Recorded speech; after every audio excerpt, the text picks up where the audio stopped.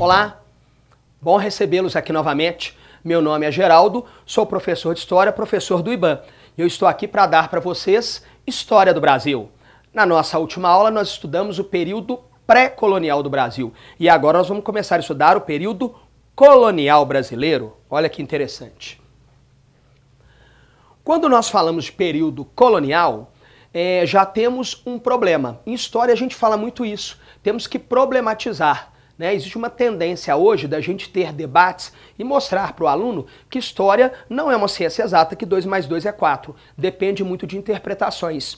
E eu sempre falo assim, a aula de Brasil, colônia, quando você começa a falar de período colonial, já começa esse debate. Porque o período colonial brasileiro começa quando e vai até quando? Normalmente nós consideramos que ele começa em 1530. 1530 a gente considera que é a passagem do período pré-colonial para o colonial. Mas ele vai até quando? Por convenção, a maioria dos livros de história trabalha que ele vai até 1822. 1822, o que nós temos? Nós temos 1822 a independência do Brasil, tá? O rompimento do Brasil com Portugal. Então considera-se que ali encerra o período colonial brasileiro. Mas existem algumas discussões, divergências em relação a isso. Para alguns autores, eles consideram que esse período termina em 1808. No ano de 1808, e nós discutiremos isso mais para frente, chega ao Brasil, tá, a família real, né, Dom João VI, período joanino, que é comum em alguns livros nós falarmos que isso é a chamada inversão brasileira ou inversão portuguesa. Por quê? Antes a sede do governo era onde? Lá em Portugal. Com a vinda da corte para aqui, a sede passa a ser onde? Aqui no Brasil. Antes, as decisões eram tomadas onde? Lá na Europa. Agora as decisões vão ser tomadas onde? Aqui no Brasil. Né? Então, para alguns autores, a vinda da corte para aqui marca o fim do período colonial, porque você tem essa inversão portuguesa ou inversão brasileira. Para alguns outros autores, eles falam assim, não. A data que marca o fim do período colonial é o ano de 1815, com Dom João. Ele estava aqui ainda, Dom João. E o que marca isso? Em 1815 nós temos elevação do Brasil a Reino Unido, de Portugal e Algarves. Ou seja, nesse momento, oficialmente, o Brasil deixa de ser colônia, porque ele passa a estar no mesmo patamar de quem? De Portugal. Então todas as leis válidas em Portugal passam a valer aqui. Os mesmos direitos que um português tem, o brasileiro passa a ter também. Então alguns autores consideram aí. E a maioria dos autores, e nos livros didáticos, consta 1822, que é o ano da independência do Brasil. Por convenção, nós vamos deixar a data aqui de 1530 a 1822, mas sabendo que é possível ter leituras e interpretações que considerem 1808 ou 1815. Tranquilo? Vamos trabalhar só com convenção. O que nós temos nesse período de importante aqui? Né? É o momento que os portugueses chegam ao Brasil. Então eles começam a mudar as estruturas vigentes aqui. Então eles vão montar estruturas políticas, eles vão montar estruturas econômicas, nós vamos ter a formação de uma sociedade completamente diferenciada. É muito interessante pensar isso, ela não é uma sociedade nem europeia, ela é inspirada em modelo europeu. E ela não é uma sociedade indígena que é a que tinha aqui, porque é mistura de pelo menos 3 etnias, o branco, o negro e o índio. Então nós vamos ter todo um conjunto de mudanças. Nós vamos começar discutindo econômica, uma vez que Portugal tinha um foco muito importante, muito centrado no Brasil na questão econômica. A função da colônia é ser explorada. Então vamos começar discutindo aspectos econômicos do período colonial. Meus queridos alunos, indiscutivelmente, o principal produto da economia brasileira no período colonial foi a cana-de-açúcar. Às vezes vão falar assim, mas aí o período do ouro? O período do ouro é um período até curto. O ouro, por volta de 1693 e 95, são as primeiras grandes descobertas. Por volta de mais ou menos 1750, o ouro já começa a declinar.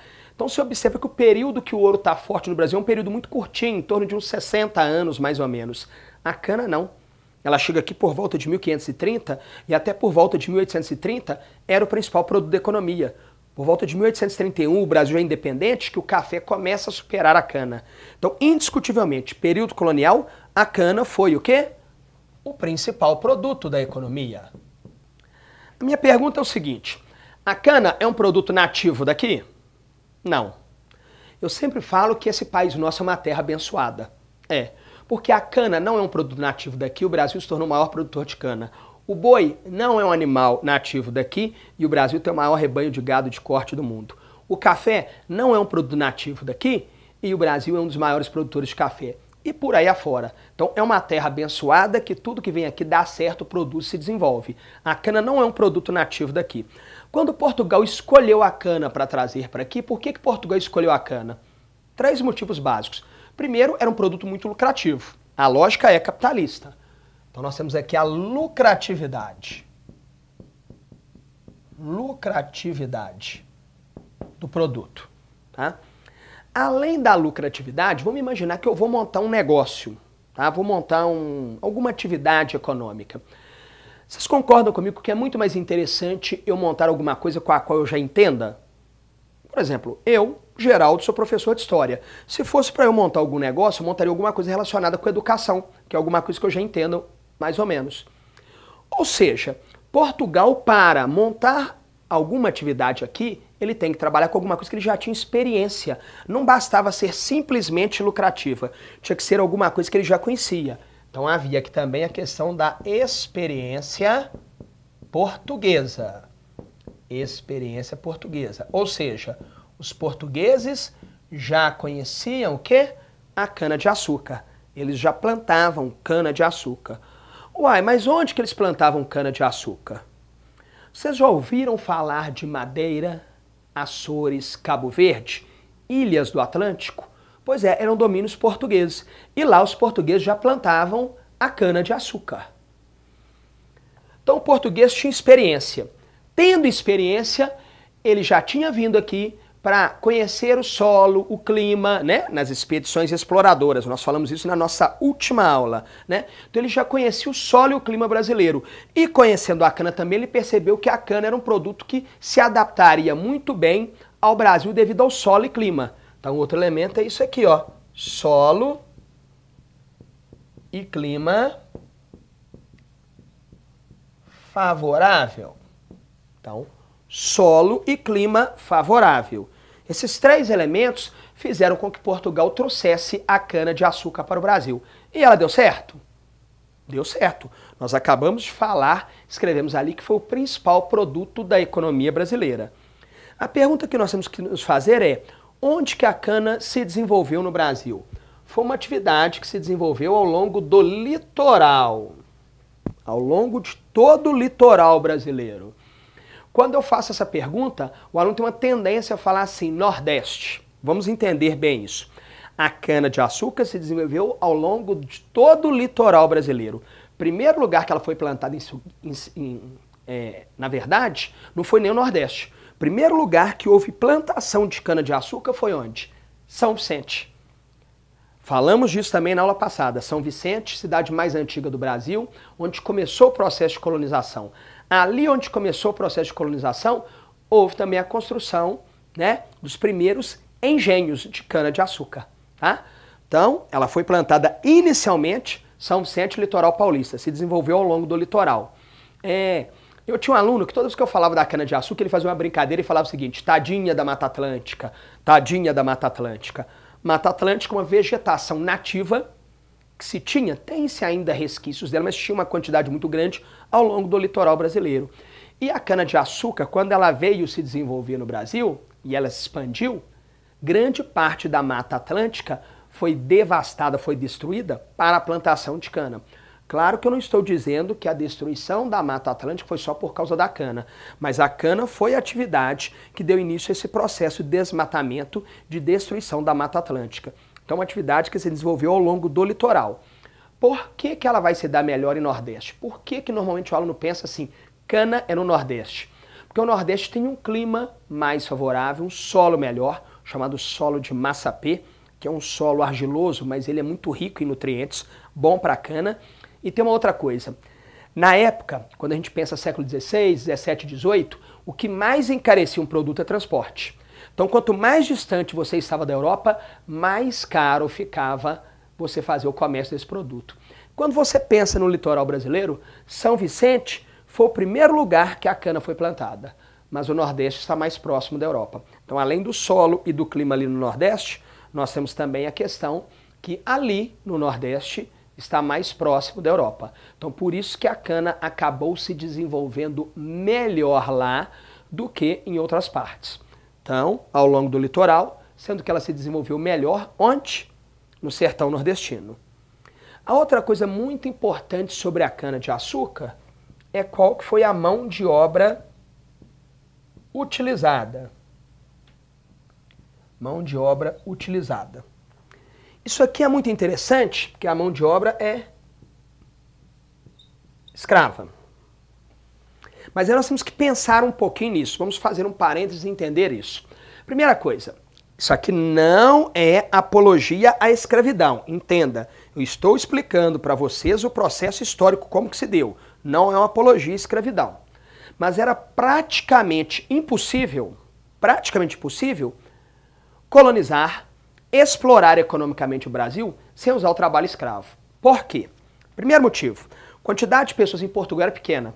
Não tinha gente suficiente para vir para aqui. Segunda coisa, vocês acham de coração que as pessoas tinham interesse em vir para o Brasil? Isso aqui, na visão dos europeus, era uma terra de selvagens. Índio que comia carne humana, que comia gente. Vocês entenderam? Mato para todo lado, onça, mosquito, cobra.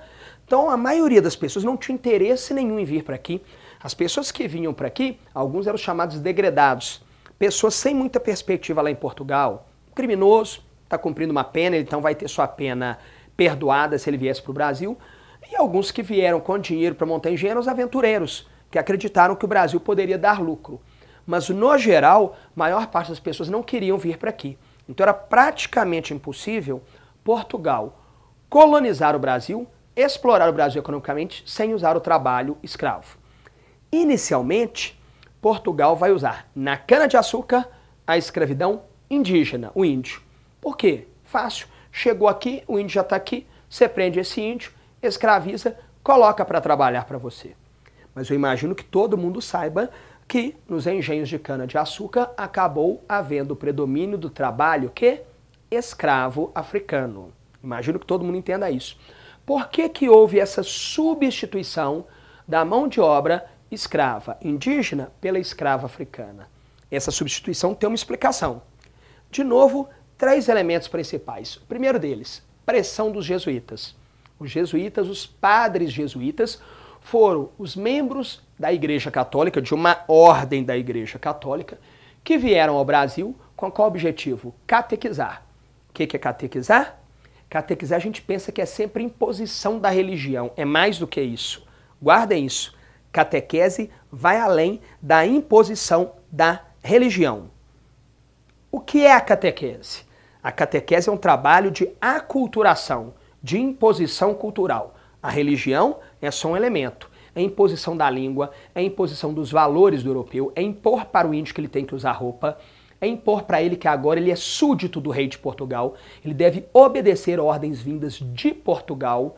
Isso é o trabalho da catequese, que vai além da imposição religiosa. É imposição cultural, é um trabalho de aculturamento, de aculturação. Bom, diante disso, o que esses jesuítas falavam? Nós temos que catequizar os índios, nós temos que salvar a alma desse índio, ele é um selvagem, né? Mas esse é um trabalho longo. Imagina, o indivíduo ele tem que chegar aqui, olha como que é um processo longo, ele tem que primeiro aprender a língua do indígena, claro, para se comunicar com ele. Depois que ele aprende a língua do indígena, ele vai ensinar para o índio a língua dele. Imagina o trabalho que é isso. Depois ele tem que começar a convencer o índio, né? Esse clima do Brasil, calorão, clima tropical, ele tem que convencer esse índio que ele não pode andar mais pelado, tem que andar vestido. É uma questão cultural do índio. Depois ele tem que começar a convencer, aquilo que eu disse, que o rei de Portugal é o rei desses índios. Ele tem que convencer o índio que sol, lua, trovão não eram deuses, porque para os índios aqui no Brasil, elementos da natureza eram vistos como divindades, né? Uma determinada árvore, um rio, uma planta, sol, lua, trovão. Tem que convencer ele que não, que Deus é diferente disso. Então todo esse trabalho demandava um tempo enorme. Diante disso, os jesuítas eram contra a escravidão indígena. Tá? O primeiro elemento é esse. O outro elemento, é a lucratividade do tráfico negreiro. Por que isso é importante? Pensa bem, o índio está aqui. Aí o senhor de engenho chega e captura o índio. É meu, pronto, escravizei. Escravizar é isso, tornar sua propriedade. Escravizou. O que Portugal ganha com isso? Exatamente. Você fica pensando aí, não me responde, por quê? Porque Portugal não ganha nada. Você não tem o que responder. Exatamente isso, aluno. Tá? Portugal não ganha nada. Mas o tráfico negreiro, o negro é uma mercadoria? É visto como mercadoria. Toda mercadoria quando entra no Brasil paga imposto? Paga. Quase toda mercadoria quando entra num determinado país, ela paga imposto. Isso é muito comum. Esse imposto vai para quem? Para o governo. Então, quando o negro vem para aqui, ele é uma mercadoria, paga imposto. Esse imposto vai para quem? Para Portugal. Então, para a coroa portuguesa, o tráfico negreiro era mais lucrativo. Entenderam? O tráfico negreiro era mais lucrativo. O que acontece? Portugal estimula o tráfico negreiro porque ele ganha com isso. Aí você me pergunta assim, ok, mas para o senhor de engenho, ele prefere pegar o índio, que já está aqui. Ele não tem gasto. Comprar o negro da África, professor, é muito mais caro. Sim, mas todos nós já passamos pela experiência de ir comprar algum produto no supermercado, na lanchonete, na farmácia, e você vê que você tem dois produtos com preço diferente. Dependendo do produto e dependendo do que você precisa, você fala assim, vou levar o mais barato, não é assim? Mas dependendo do produto que você precisa, você fala assim, esse aqui é mais barato, mas esse aqui é de melhor qualidade. Vale a pena eu levar esse de melhor qualidade. É mais ou menos isso que acontecia. Quando nós comparamos o negro com o índio, qual que é o problema? O índio, quando ele fugia, o português conseguia capturá-lo fácil? Claro que não, ele está na terra dele que ele conhece, ele entrava para o meio do mato e sumia. Já é um problema. O negro que é trazido da África, se ele fugir, tem como capturá-lo mais facilmente. Segunda coisa, o índio, uma questão de genética, não é uma visão preconceituosa. O índio, ele era mais fraco que o negro, mais fraco a determinadas doenças. Por exemplo, vou te dar um exemplo aqui, tá? A gripe, que para nós hoje é uma coisa boba, matou milhares de índios aqui no Brasil. Então o índio, ele era pouco resistente a determinadas doenças trazidas pelo europeu, sendo que os africanos já tinham contato maior com os europeus, com essas doenças eram muito mais resistentes. É um outro problema. E na questão da produtividade mesmo. O índio ele tinha uma cultura de produzir para as demandas do momento.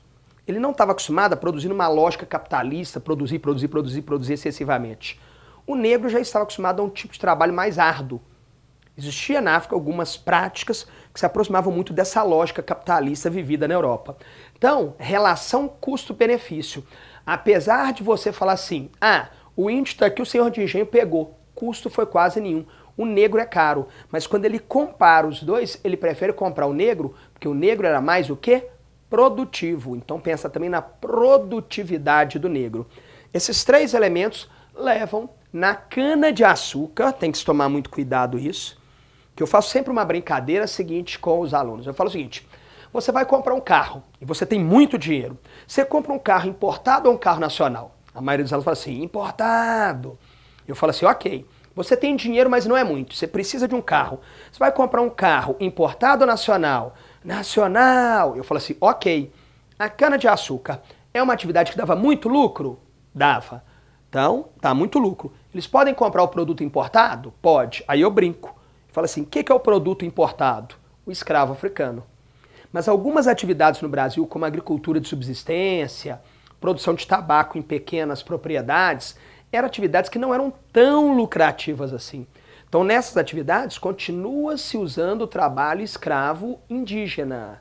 Tá ok? Então, na cana-de-açúcar, esses elementos que nós acabamos de discutir levam à substituição da mão de obra, o quê? Escrava indígena pela escrava africana. Mais um ponto importante sobre a cana. Olha aqui que interessante. Plantar cana-de-açúcar não era caro no Brasil. Ah, não, professor? Não. Plantar cana era super tranquilo. O caro era a montagem do engenho.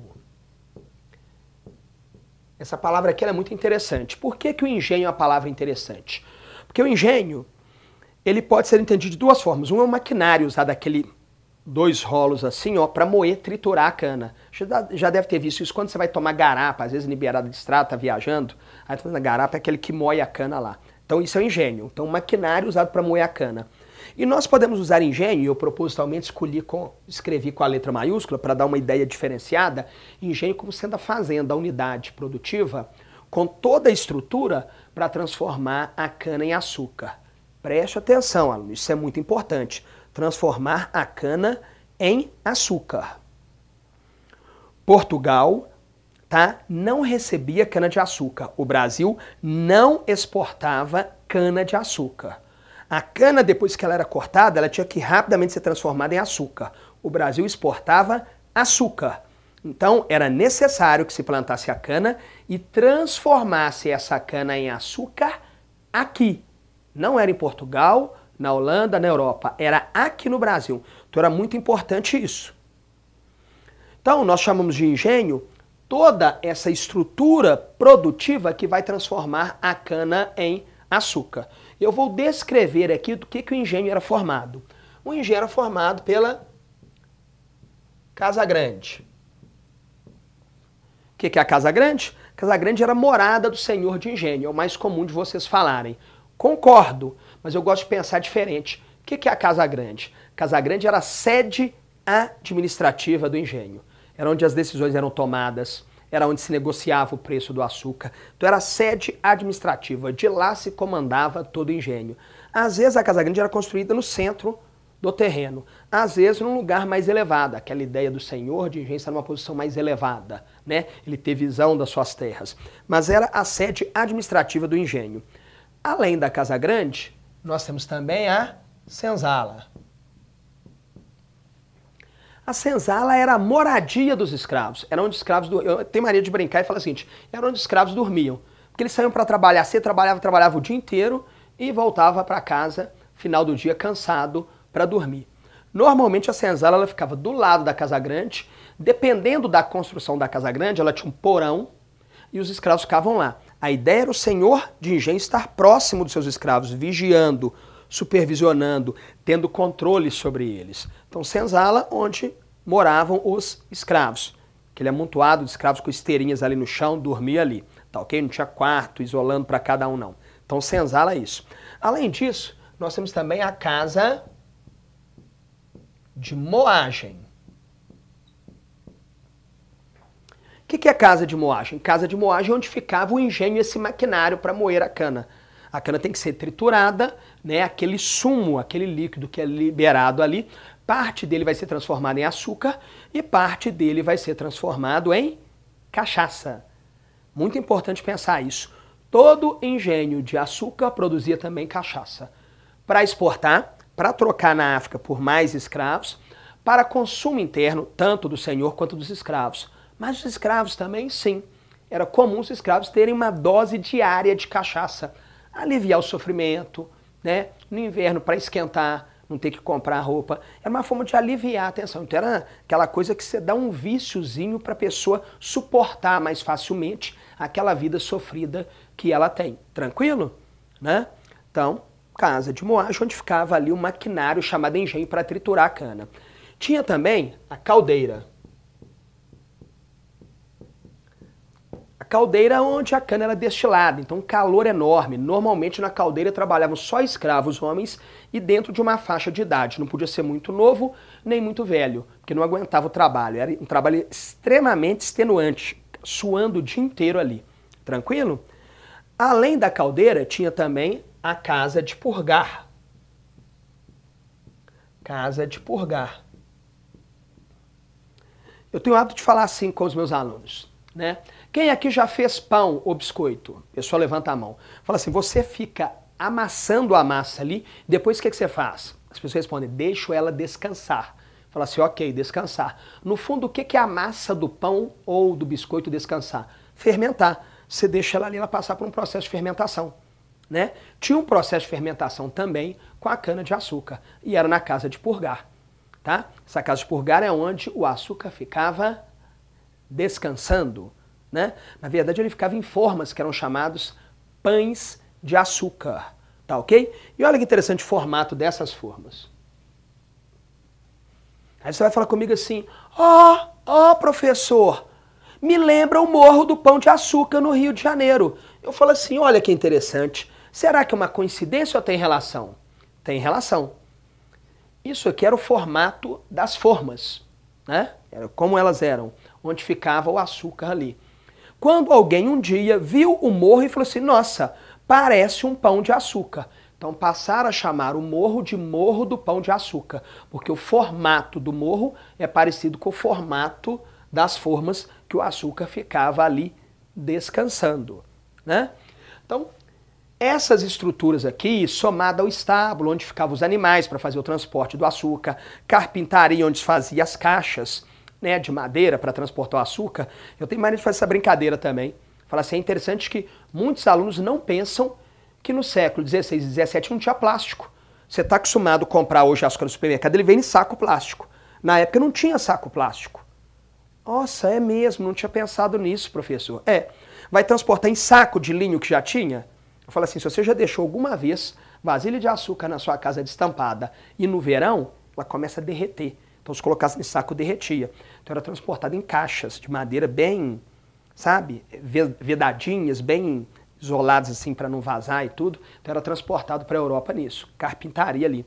Então toda essa estrutura compunha um engenho, essa unidade produtiva que transformava a cana, que é um vegetal, né, em açúcar, tá? Isso era chamado de engenho. O grande segredo aqui, para nós terminarmos essa parte, é pensar no seguinte. Essa estrutura era muito cara. E quando a cana vem para o Brasil, começa a vir para o Brasil, nós já discutimos na aula passada, Portugal estava em crise econômica.